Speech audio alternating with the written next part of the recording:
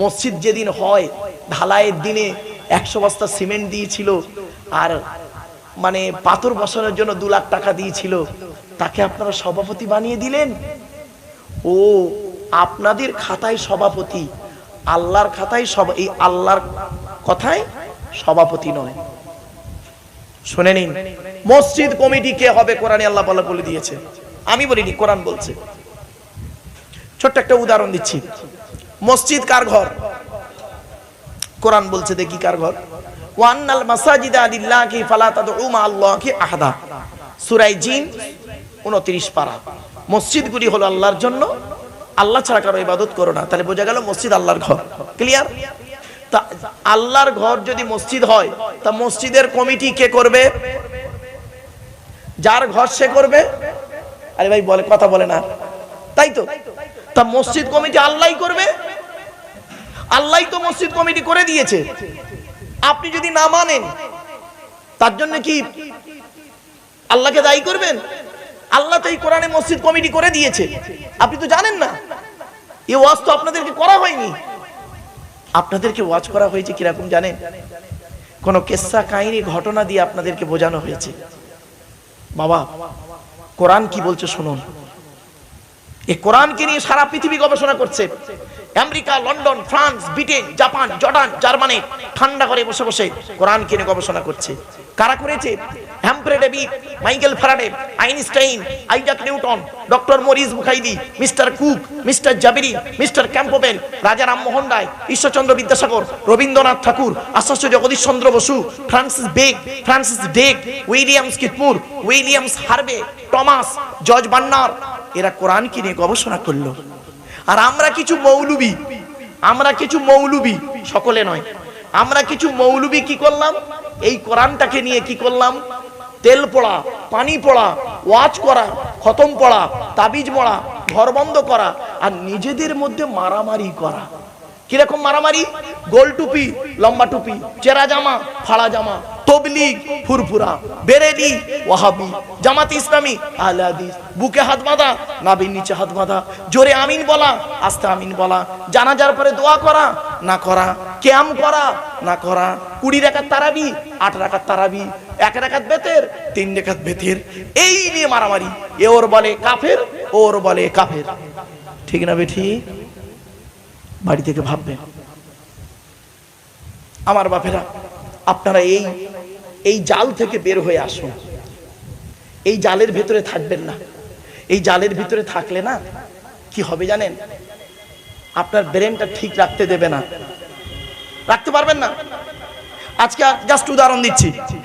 আজকে ধরুন 4টে বক্তা আনলেন আপনি, 4টে সিলসিলা, 4টে বক্তা। উদাহরণ দিচ্ছি বাবা, 4টে সিলসিলা, 4টে বক্তা আনলেন, তবলিগ, ফুরফুরা, বেরেলি আর আহলে হাদিস। 4টে সিলসিলা, 4টে বক্তা আনবেন, প্রত্যেকে 2 ঘন্টা করে সময় দেবেন। আমি একজন শিক্ষিত লোককে আপনাকে বলছি, 4টে বক্তার 8 ঘন্টা ওয়াজ শুনবেন, 2 ঘন্টা করে 8 ঘন্টা শোনার পরে সকালবেলা আপনি ঠিক করতে পারবেন না কোনটা ঠিক আর কোনটা বেঠিক। প্রত্যেকেই তার দলিল দেবে আমারটাই ঠিক। ঠিক না বেঠিক? আপনার মনে হবে সত্যি তো, ইনি যা বললে এই ঠিক বললো তো। আবার এরপরে যে উঠবে এর গোজা মারছে, গোজা অ্যাঙ্গেলে গোজা মারছে, ওর না ইনি যা বলছে এটাও তো ঠিক। তৃতীয় নাম্বার যে উঠবে, না ওই দুটোর থেকে এ তো ঠিক বলছে। চতুর্থ নাম্বার যে উঠবে, ওই 3টি বেকার, এইটাই ঠিক। পাগল হয়ে যাবে বাবা। এই জন্য বিতর্কিত আলোচনায় কোনোদিন যাবেন না। বিতর্কিত আলোচনাটা না শিক্ষিত জ্ঞানী লোকেদের ব্যাপার। ওটা মানুষ যতটুকু বোঝেন সেই মোতাবেক আলোচনাটাই যথেষ্ট। ঠিক না বেঠিক বাবা? এজন্য আমি দেখবেন আমার যত বক্তব্য আছে পৃথিবীতে, ভারতবর্ষ, নেপাল, বাংলাদেশ, 1994 সাল থেকে ওয়াজ করছি, 2025, 31 বছর জলসা জীবনে আমি বিতর্কিত আলোচনায় যাই না। কেন জানেন? আমি জানি একজন সাধারণ মানুষ কোরআন হাদিস শোনার জন্য বসেছে, আমলের উদ্দেশ্য নিয়ে বসেছে, আর তার ব্রেনটা যদি আমি বিগড়েই দিয়ে দিই, তাহলে ও করবেটা কি, যাবেটা কোথায়? সেজন্য বাপ সত্য কথাই, আপনি দেখবেন আমার কোনো বক্তব্য আপনারা শুনবেন, আমি বিতর্কিত আলোচনায় যাই না, করি না। চেষ্টা করি, তাহলে আমি 3 ঘন্টা 3.5 ঘন্টা কি বকি, এই তো রেকর্ডিং হচ্ছে, শুনবেন যে কি বলছে, কোরআন হাদিসের বাইরে বলছে না ভিতরে বলছে। আমার বাপেরা, চলুন এগিয়ে যাচ্ছি। এবার আসছি মসজিদ কমিটি কাকে করবেন। কোরআন বলে দিয়েছে মসজিদ কমিটি কে হবে। বলবো, এই বলবো কি বলুন, যাকে তাকে মসজিদ কমিটি করবেন না। আল্লাহ পাক কোরআনে বলেছে যার মধ্যে 5টা গুণ থাকবে। কটা কটা? আল্লাহ বলছেন যার মধ্যে 5টা গুণ থাকবে ওই লোকটা আমার ঘরের সভাপতি, ক্যাশিয়ার, সেক্রেটারি, কমিটি হওয়ার যোগ্য। 5টা গুণ কি কি শুনে নিন। কোথায় আছে আয়াতটা বলে দিচ্ছি, চিন্তা নেই। 10 নম্বর পারা, 10 নম্বর পারার 8 নম্বর পৃষ্ঠা 9 নম্বর লাইনে সূরার নাম সূরা তাওবা 18 নম্বর আয়াতে আল্লাহ বলছেন। এবার আয়াতটা পড়ি, বাংলা মানে করি। ইন্নামা ইয়ামুরু মাসাজিদাল্লাহ মান আমানা বিল্লাহ 1 নম্বর, ওয়াল ইয়াউমিল আখিরি 2 নম্বর, ওয়া আকামাস সালাহ 3 নম্বর, ওয়া আতাজ যাকাত 4 নম্বর, ওয়া লাম ইয়াখশা ইল্লাল্লাহ 5 নম্বর, ফাসা উলাইকা ইয়াকুনু মিনাল মুহতাদিন। এই 5টা গুণ। এবার মানেগুলো করি। আল্লাহ বলছেন আমার ঘরের দায়িত্ব তারাই নেবে যাদের মধ্যে কমসে কম 5টা গুণ থাকবে। 1 নম্বর কি? মান আমানা বিল্লাহ, যে ব্যক্তি আল্লাহকে 100% বিশ্বাস করবে। কত পার্সেন্ট? 100%। এখন এই 100% এর একটু ব্যাখ্যা করে দিই, তবে ব্রেনটা ক্লিয়ার হয়ে যাবে। দেখুন, আচ্ছা বাবা, আমি আপনাদেরকে একটা প্রশ্ন করছি, রেগে যাবেন না কেউ। আপনারা আল্লাহকে 100% বিশ্বাস করেন? হ্যাঁ? আমি একটু হেসে ফেললাম, কেন জানেন? আমার একটা নেচা। যাই হোক, আপনারা বললেন, আমি আপনাদের জিজ্ঞাসা করলাম আপনারা আল্লাহকে 100% বিশ্বাস করেন? আপনারা বললেন হ্যাঁ। আমি একটু মুচকে হেসে ফেললাম।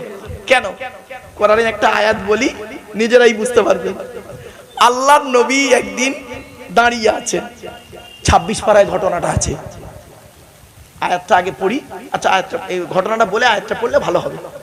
আল্লাহর নবী একদিন দাঁড়িয়ে আছেন, এমত অবস্থায় কিছু লোক নবীর কাছে এসেছেন।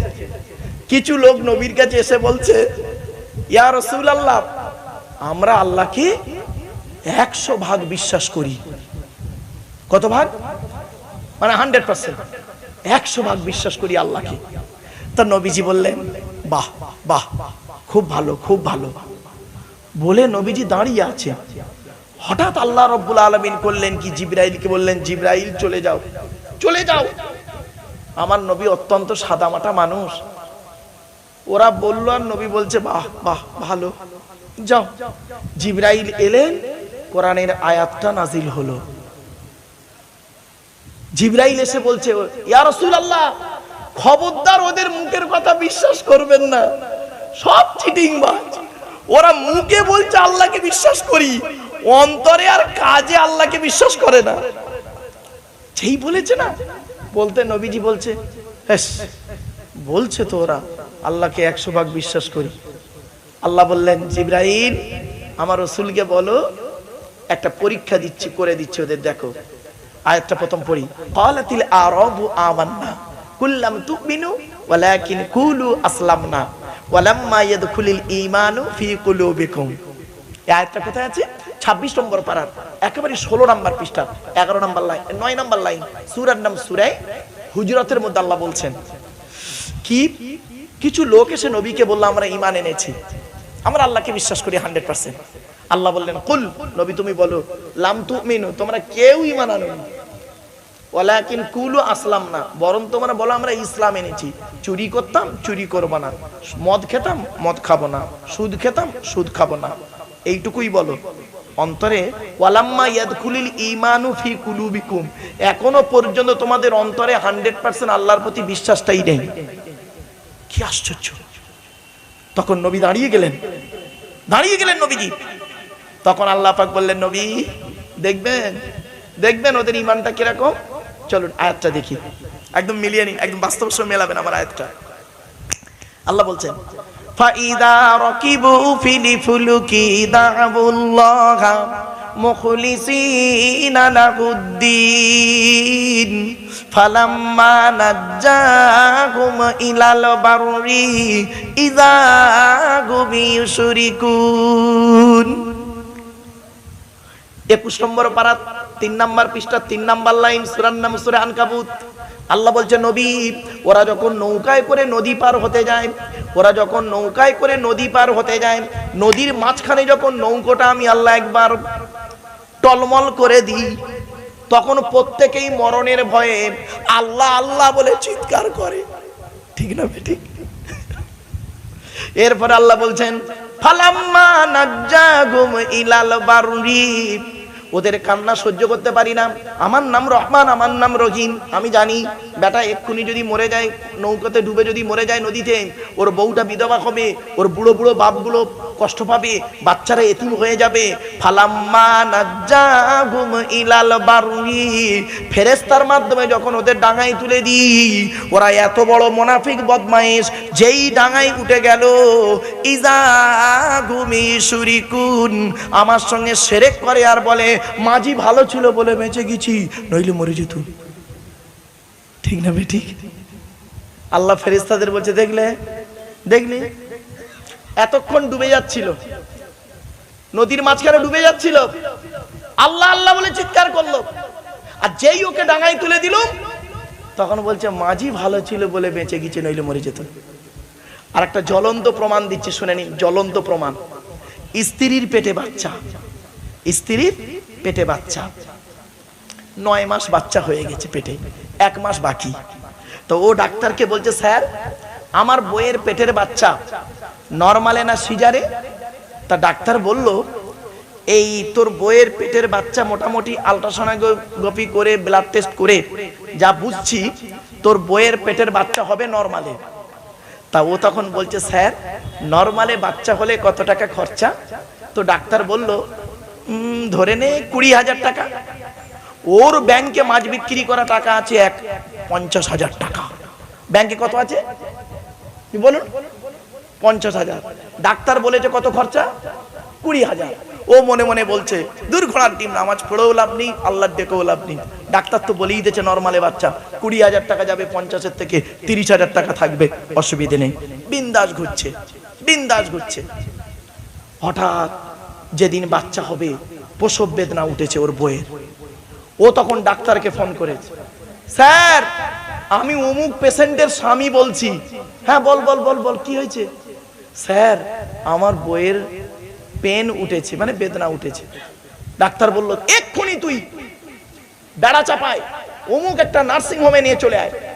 ও তাড়াতাড়ি করে বউকে নিয়ে নার্সিং হোমে চলে গেল। ডাক্তার ঘুম থেকে উঠে সঙ্গে সঙ্গে নার্সিং হোমে এসে ওটির একটা ড্রেস আছে, ড্রেস পরে ওর বউকে নিয়ে ওটিতে ঢুকে গেল, মানে অপারেশন থিয়েটার, ওটিতে ঢুকে গেল।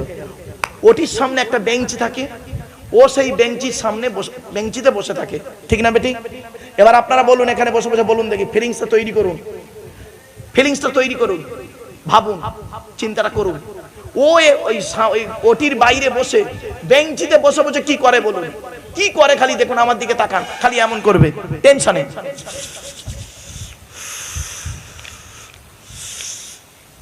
মোবাইল টিপবে টেনশনে। ফেরেশতারা বলছে, আল্লাহ ওরম করছে কেন?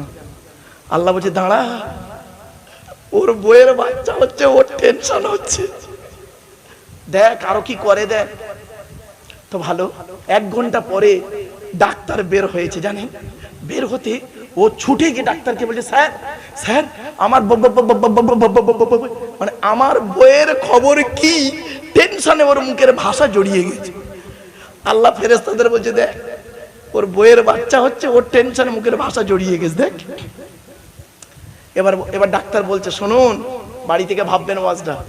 ডাক্তার মুখ থেকে মাস্কটা খুলে বলছে, তোকে বলেছিলাম নরমালে, জানিস এখন যা পজিশন না, আর নরমালে বাচ্চা হবে না, একটা সিজার করতে তো হবেই, আর একটা অপারেশন করতে হবে, একটা অপারেশন করতে হবে আর সিজার করতে হবে। ও তখন বলছে, স্যার টোটালে মোট কত টাকা খরচা? ডাক্তার বলল, ধরে নে 1.5 লাখ টাকা। কত? ওর ব্যাংকে আছে কত? এবার রব্বানা যালামনা আনফুসানা, এবার আল্লাহর ডাকা শুরু হয়ে গেছে। ফেরেশতারা বলছে আল্লাহ কি আদমের সন্তানেরা, আদমের সন্তান কি এতদিন আল্লাহকে ডাকে, আপনাকে ডাকেনি। আর যেই ডাক্তার বলেছে 1.5 লাখ টাকা লাগবে, ওরা আছে মাল 50, এবার রব্বানা যালামনা আনফুসানা, হুজুর পীর সাহেব, মনি সাহেব, হুজুর ইমাম সাহেব দোয়া করো। এবার কান্নাকাটা শুরু করে। রাত 12টার সময় ফোন করছে, শোনেন, ফোন করছে আত্মীয়দের, টাকার নাম শুনে কেউ আর ফোন তুলছে না, আর কেউ শুনছে না। হ্যালো, কে বলছো? আমি তোর দাদা বলছি রে। হ্যাঁ বলো দাদা, কি হয়েছে? তোর ভাবি নার্সিং হোমে। হ্যাঁ কি হয়েছে? এই দেখ না ভাই রে, সোনা ভাই আমার 50,000 টাকা আছে, 1 লাখ টাকা লাগবে, তুই দে না 1 লাখ টাকা। হ্যাঁ কি বলছো? শুনতে পাচ্ছি না, টাওয়ারের ডিস্টার্ব, কেটে দিল। সিনটা দেখুন, ব্যাস কেউ আর টাকা দিল না, বসে বসে কাঁদছে। শোনেন, কাঁদছে। আল্লাহ ফেরেশতাদের বলছে আল্লাহ আদমের সন্তান কাঁদছে। আল্লাহ বলছে কাঁদবে না তা কি করবে? কাঁদবে না তা কি করবে? ওর বইয়ের পেটে 10 মাস 10 দিন বাচ্চা ছিল, কই একবারও তো আমাকে বললনি, ওগো আল্লাহ আমার বউ বাচ্চাটা সসম্মানে তুমি দাও, একদিনও বলেনি। ওই ডাক্তারের ভরসায় ছিল, 20,000 টাকা বলেছে ডাক্তার, ওতেই নেচে ছিল। ঠিক আছে দাঁড়া দেখছি। এরপরে করেছে কি, ডাক্তার এসে বলছে ওই টাকা পয়সা জোগাড় হলো তোর? না স্যার, আপনার দুটো পায়ে ধরি স্যার, আপনি অপারেশনটা করুন স্যার। তখন ডাক্তার বলছে দাদা দাদা পায়ে ধরিনি, দাদা দাদা তোর বাড়ি কোথায় রে? স্যার ওই হাজি পেট্রোল পাম্প বলতে নাকি, হাজি পেট্রোল পাম্পের উল্টো দিকে। ও ওই তুই অমুকের ছেলে না? হ্যাঁ স্যার। শোন শোন, তোর বাপ আর আমি এই বেড়াচাপা প্রাইমারি স্কুলে পড়তাম রে। আমি 4 পাস করে মিশনে গেলাম, মিশনে গিয়ে ডাক্তারি পড়ে এলাম। আর তোর বাপ করলো কি, ওই জমি জায়গায় লোকের গোঁজা মারতে মারতে বুড়ো হয়ে মরে গেল। রাগ করবেন না, বাড়ি থেকে ভাববেন। আচ্ছা কাঁদিস নি, তুই এক কাজ কর, তোর আল্লাহকে ডাক, তোর আল্লাহকে ডাক, আমি আবার একবার দেখি। ফের ডাক্তার করেছে কি, ওটির মধ্যে ঢুকেছে। এবারে বলুন, ও বাইরে কিন্তু বসে আছে। তারপরে ও কি করে বলুন? প্রথম চটকাতে এরকম করছিল, তারপরে কি করে শুনবেন? শুনে নিন, খালি অ্যাটিটিউডটা দেখুন, বাস্তব আজ শুনে নিন। ও কি করে শুনবেন? ডাক্তার ঢুকেছে ফের, ও খালি বলে আল্লাহ আমার বউ বাচ্চা যদি বেঁচে আসে মসজিদে 1 লাখ টাকা দান করব, আল্লাহ মাদ্রাসায় 1 লাখ টাকা দান করব, গরিবদের 50,000 টাকা দান করব। তা ফেরেশতারা বলে আল্লাহ এত দান করবে বলছে। আল্লাহ বলছে চিটিংবাজ, একটাও বলতে করবে না, একটাও দান করবে না, মুখে বলছে, শুধু মুখে বলছে দান করবে না। দেখবি দেখবি প্রমাণ কেমন নিবি? আল্লাহ বলছে দেখবি, ফেরেশতারা দেখবি, প্রমাণ দিচ্ছি দেখ। ঠিক ভোর 3টের সময় ডাক্তার বের হয়েছে। ও ভোর 3টের সময় ডাক্তার এসে না, ও সামনে ঠিক এইভাবে দাঁড়িয়ে আছে, মাথা হেট করে। ও মনে করে যে আমার বউ বাচ্চা মরে গেছে, ওই জন্য ডাক্তার চুপ। কিছুক্ষণ পরে ডাক্তার চিন্তা করে মুখ থেকে মাস্কটা খুলে বলছে তোর কপাল খুব ভালো জানিস, তোর বইয়ের পেটের বাচ্চা নরমালে হয়েছে আর বেটা ছেলে হয়েছে। পট করে ও কি বললো জানেন? স্যার আপনি ছিলেন বলে আমার বউ বাচ্চা বেঁচে গেছে, নইলে মরে যেত। ঠিক না বেটি?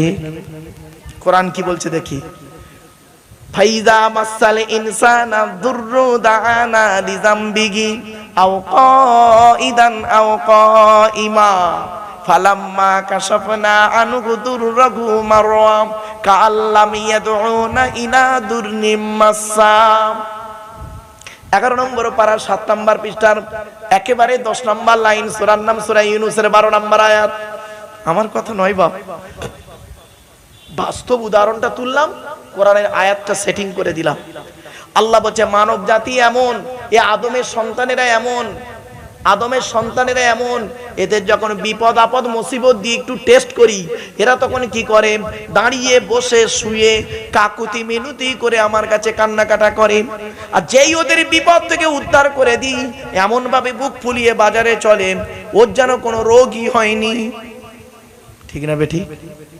এই জন্য আল্লাহ বললেন আমার ঘরের দায়িত্ব, মসজিদের দায়িত্ব নেবে ওই লোকটা যে ব্যক্তি 100% আল্লাহকে বিশ্বাস করবে।